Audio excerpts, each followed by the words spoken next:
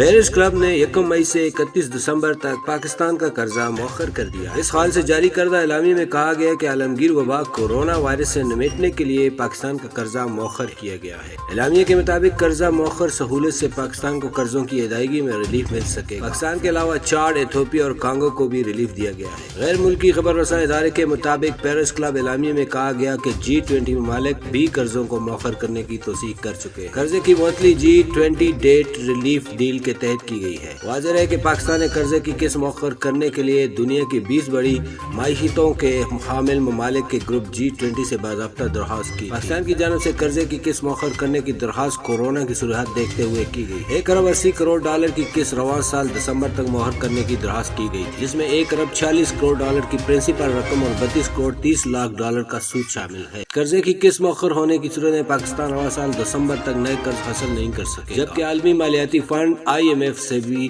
قرض اس پابندی سے مستثنیٰ ہو۔ واضح ہے کہ مہلک کرونا وائرس سے پاکستان سمیت دنیا بھر کی معیشت متاثر ہوئی، جس کے باعث IMF نے بھی ترقی پذیر ممالک کے قرضوں کی ادائیگی میں 1 سال کا ریلیف دیا ہے۔